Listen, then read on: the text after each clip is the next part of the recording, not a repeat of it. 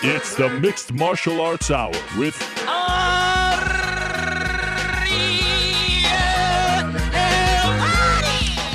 The Mixed Martial Arts Hour back in your life on this Monday, November 30th, 2015. Hello again, everyone. I'm Mario Halwani inside our New York City studio.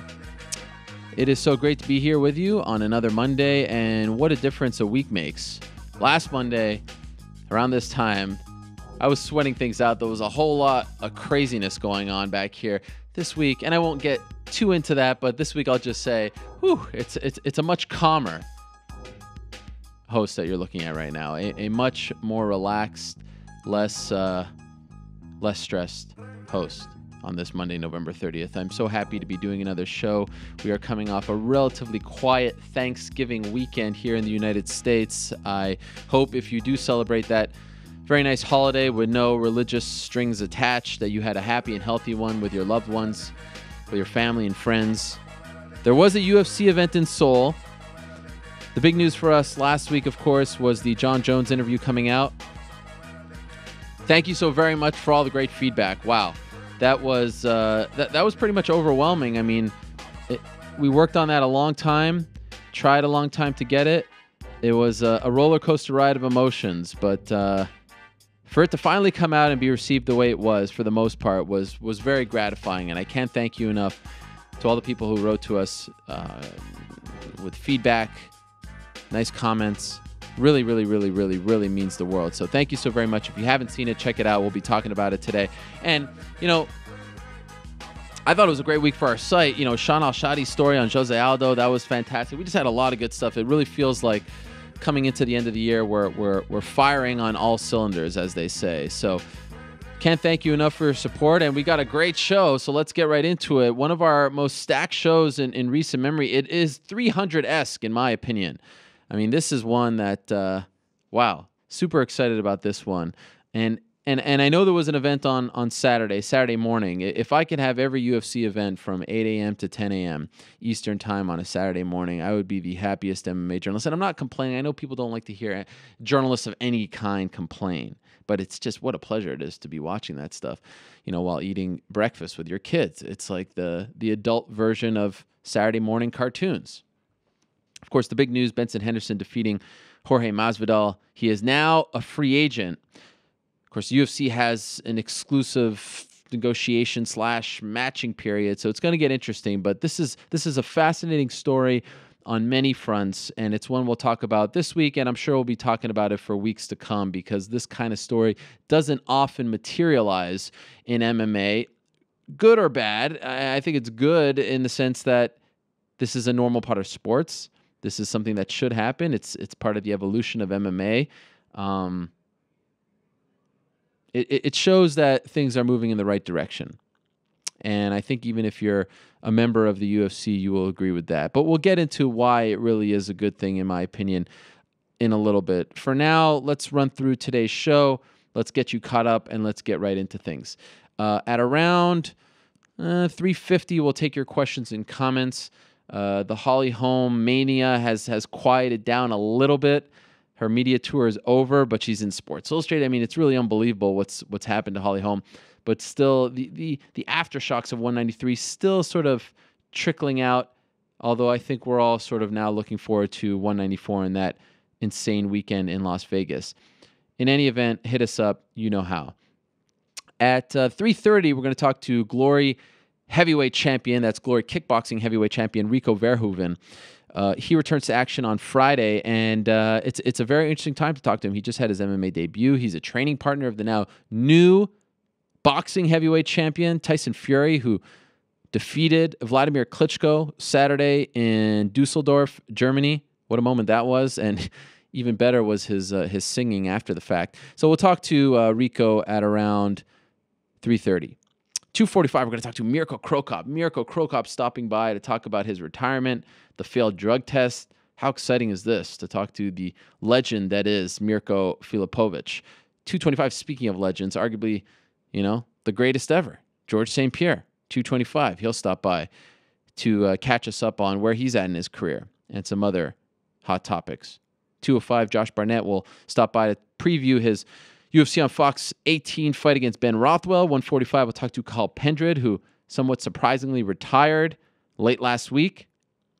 125, we'll talk to Daniel Cormier to get his take on Jon Jones and other matters related to their highly anticipated light heavyweight title rematch. But first, let us go to the Skype machine and welcome in Jon Jones's manager.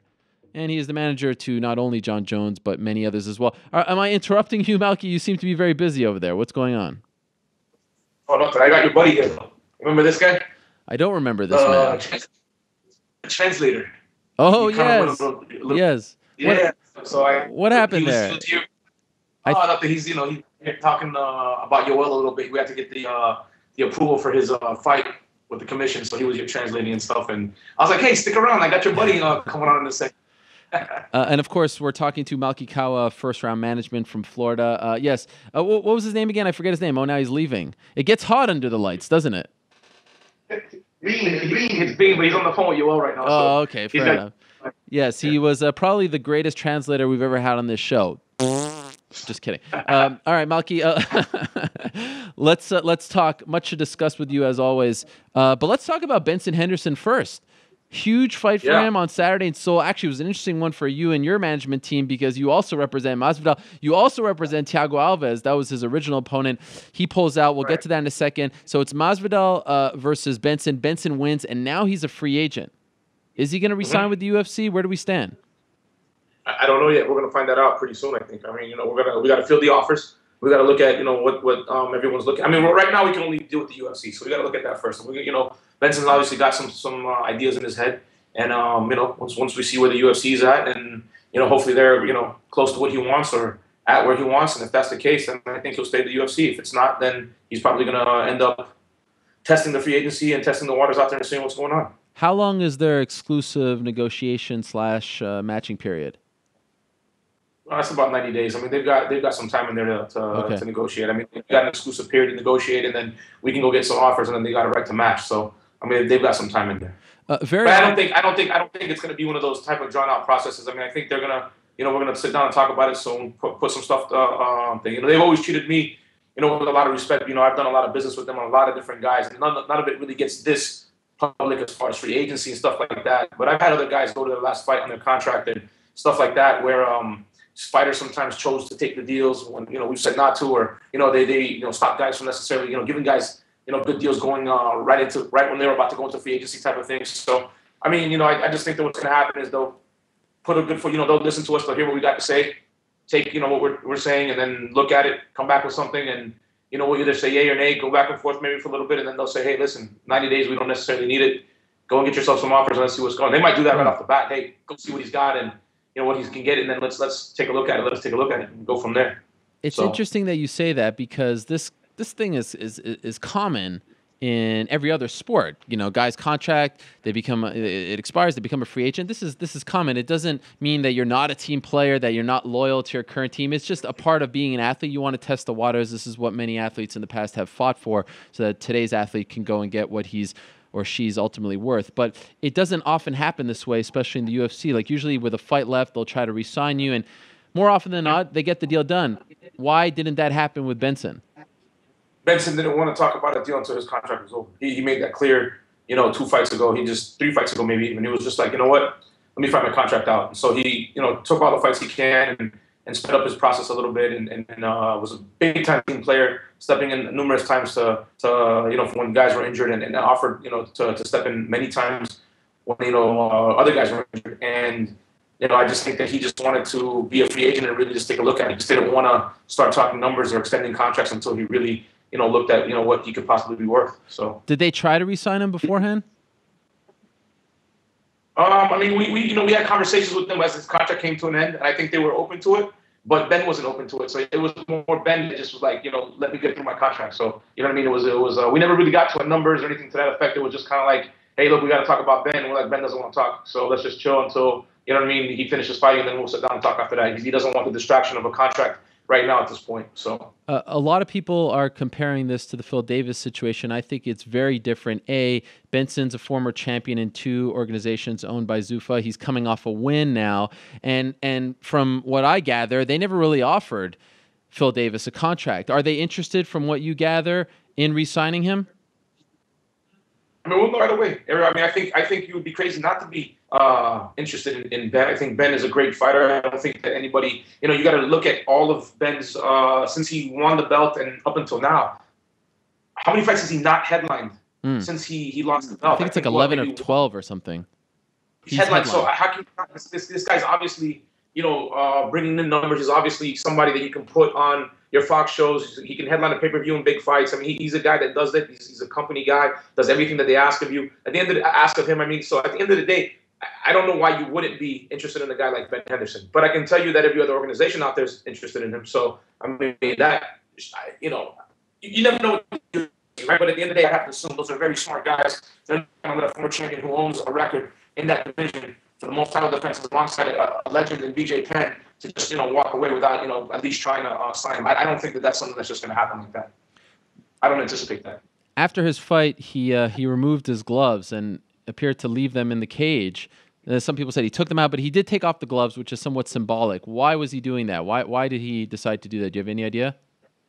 I don't know yet. I'm waiting for him to get back into town, and I'll talk to him when he gets into it. I didn't go to the fight, so I don't know. And I haven't gotten a hold of my brother who was there, so I'll find out tonight when they land. So we'll see. He also said, was that impressive enough to warrant facing off with you? Who was he talking to there? What was that all about? I have no idea. Come on, I don't believe you. I don't believe you. I promise you, I don't know. I mean, listen, there's a bunch of guys who like to fight. There's guys who obviously, you got to remember too, Eric, I'm not necessarily on top of every Twitter beef or comment somebody makes back and forth. Guys don't call me and say, hey, did you see this guy said this about me? So he could have been mentioning anybody that ever said something to him. You know what I mean? Like, sure. I don't know. It could be George St. Pierre. It could be, it could have been Dana. It could have been, other organizations. It could be whoever. I don't know. Like I said, when I talk to him tonight, I'll find out right away. And so you might get a text message with that for your UFC tomorrow night, whatever it is, so you can say it. Okay, fair enough. One last thing on Benson. What does your gut tell you?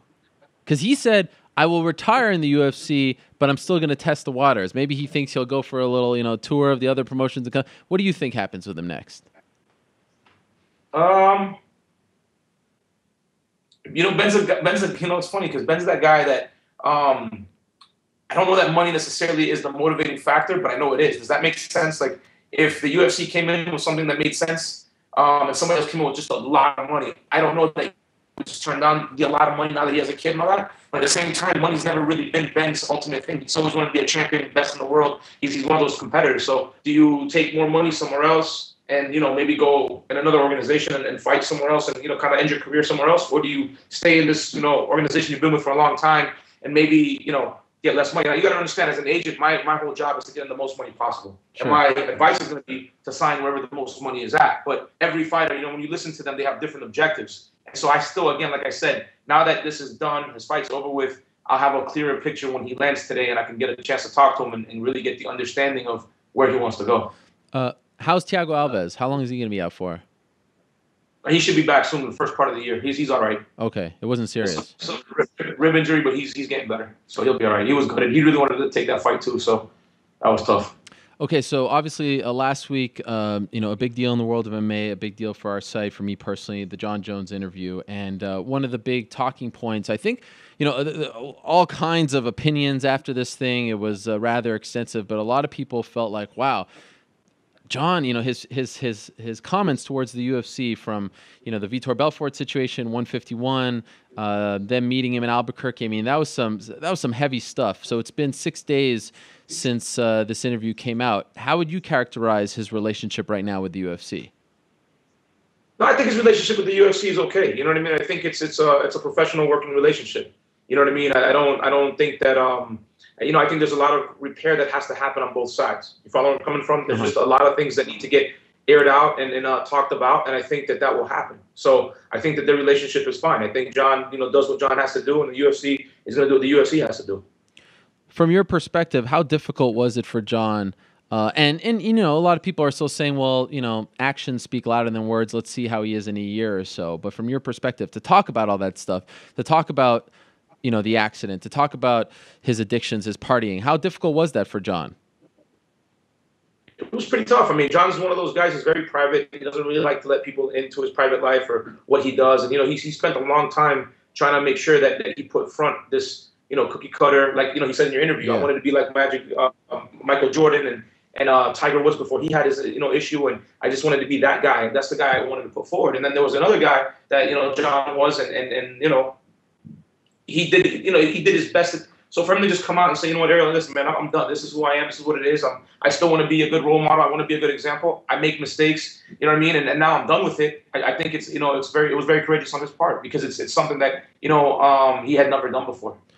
Does a part of you almost feel like, and this is something I've wondered for a while, like a lot happened to Jon early. I mean, it's well documented how he really got into MMA. His girlfriend at the time got pregnant, and he was he was a janitor, and he was forced to just take this chance.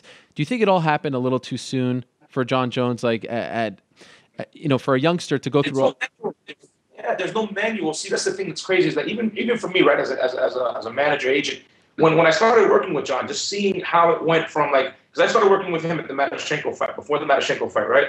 And from the Matyshenko fight till he won that belt to everything after that belt, it was a snowball. I mean, it just, the requests came in left and right, and he's like, I could make a phone call to any company in the world and get the CEO on in 2 seconds. Whereas before that, I was, trying to pitch him to everybody before he became the champion. And then, you got the secretaries, and you got all this guy, and then before you know it, you're meeting with the heads of Nike and Gatorade, and you're sitting in front of all these different brands, and we're turning down movie roles left and right. I mean, you don't understand that this kid's life was, we got book deals for you, Jon, and we got this for you, Jon, and Jon, you can go do this, and Jon, this celebrity won't.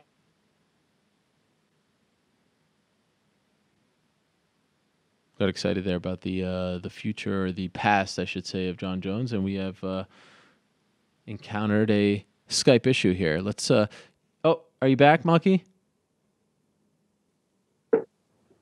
Malki, are you back? Hey there, I'm here. Yes, your picture is frozen, but I can hear your voice. There you are. Oh, no. Okay. You're back. So you were saying people are coming at him with movie deals and whatnot.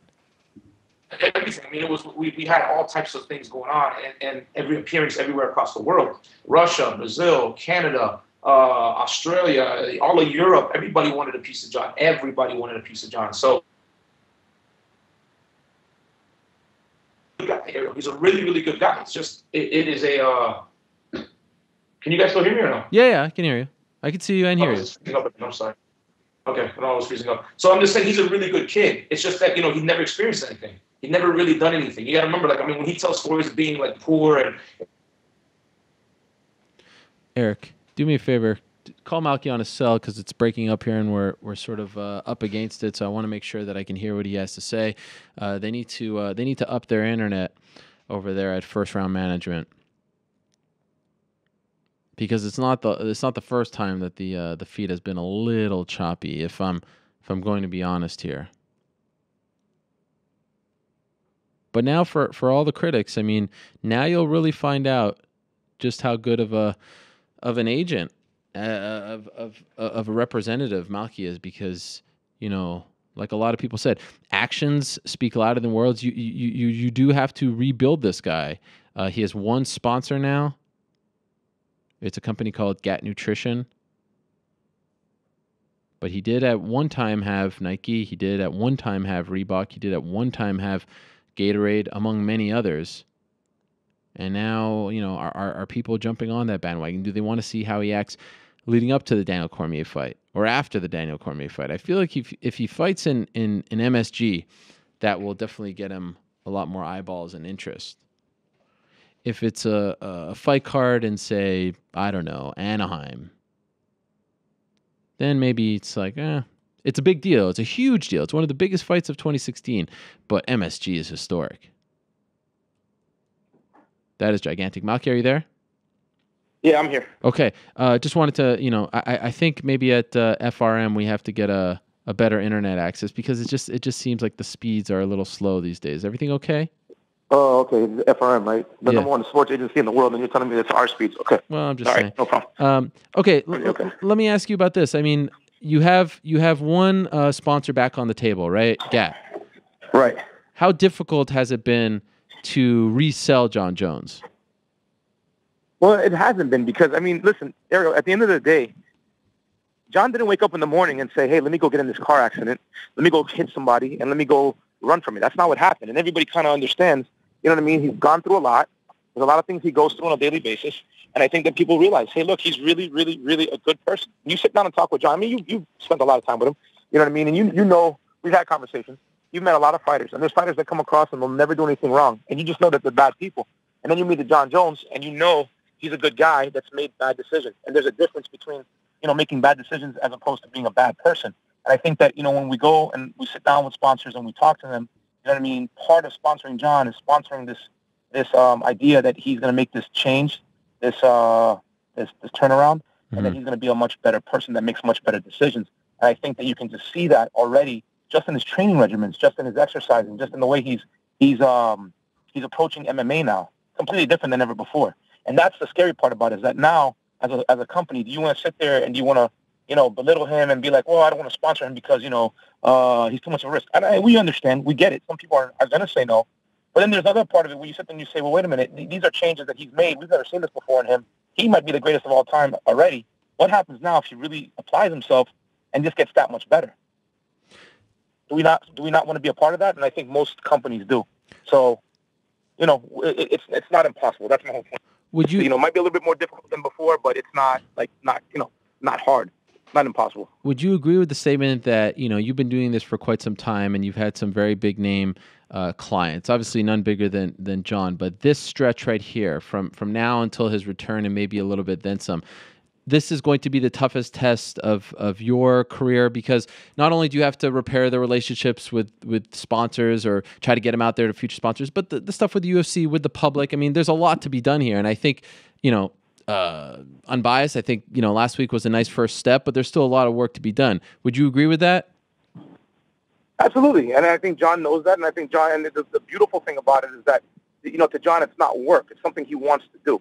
Not something he has to do. You follow me? Like, in his mind, it's like, I'm going to get out there, and you know what? I'm going to prove the world that I'm a good person, and that I'm a good guy, and that I am the champion that they all can get behind. I'm going to do it.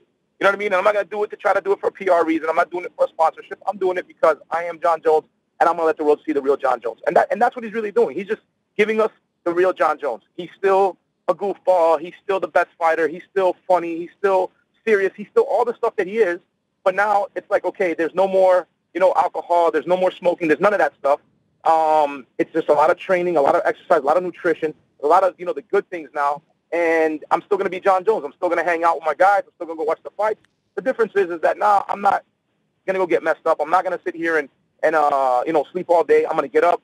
I'm going to be a better father, better husband, better client, better coach, better teammate, a better student. He's just being better at everything. And I think that's the scary thing about this, is that, I always knew he was the best. I knew it from when I first saw him fight.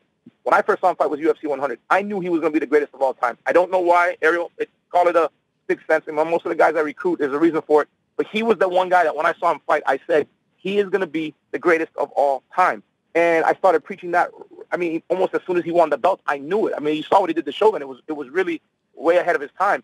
And I knew the whole time, this guy doesn't train in the offseason. Now, I didn't know a lot of the stuff that had happened in between camps and this and that. But, I knew for the first time, like when he told you about the Gustafsson fight where he, Yeah. I didn't know about it until afterwards. He sat me, I looked at him in the eyes in the hospital, and he told me, for the first time in my career, I walked down that aisle, to that octagon, knowing in my heart that I probably wasn't going to win. I probably deserved to lose because of what I did in training camp.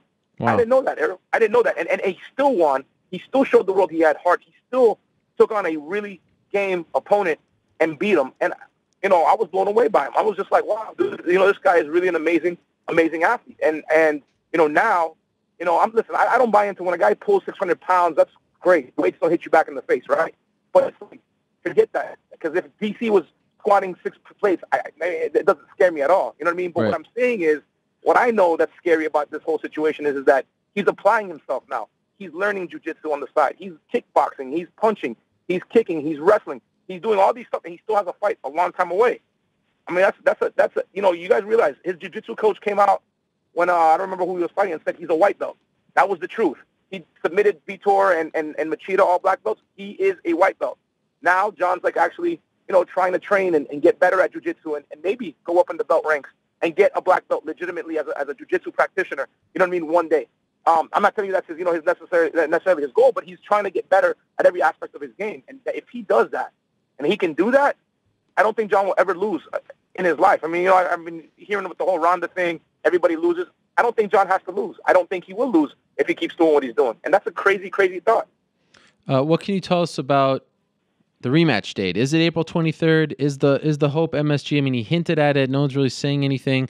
What can you tell us about it? Yeah, no, 1,000%. I think that for us, April 23rd at MSG would be ideal. You know what I mean? For him to, look, it's no secret that when they first started talking about getting New York State approved, Jon Jones and Chris Weidman were at the top of the list as far as guys that, could potentially headline it depending on schedules and stuff, right? Mm-hmm. They're both from there, and I think it would be a great story for either one of them, either to co-main, to headline it, one of them to headline, for Jon to headline it, let's say, and Chris to co-main, or if, schedules don't, which way it works out, but to get one of the two, I think would be cool for them as champions to go out there and do it. Now, obviously, Chris has a fight, and Jon doesn't. So, the UFC, has talked to us about some dates, and for us, right now, we're targeting April 23rd, and, the problem with it is, no one's saying anything because we can't say MSG. We don't know if MSG is going to happen. You follow me? Yeah. So, but I can just tell you that, sometime in April, if it's not the 23rd, hopefully it'll be then, but you've got DC on next, so, maybe he'll tell you guys, hey, I changed my mind. We'll fight April 23rd at MSG. And if he will, then, we got to fight April 23rd at MSG. It's all really on Cormier at the end of the day, right? And if it's not MSG? Then, I guess they might have some backup somewhere else to fight. Right now at this point, Jon doesn't care where the fight's at. You know what I mean? It's just, it would be cool. You got to think too, right? You got your Muhammad Ali moments. Everybody kind of gets that, your Ali Frazier type thing or whatever. MSG, for both Cormier and Jon, would be great. I think it would be a huge, huge fight. And to do it in New York State for the first time, you get to be a part of history. Whoever wins or loses that, it won't even matter.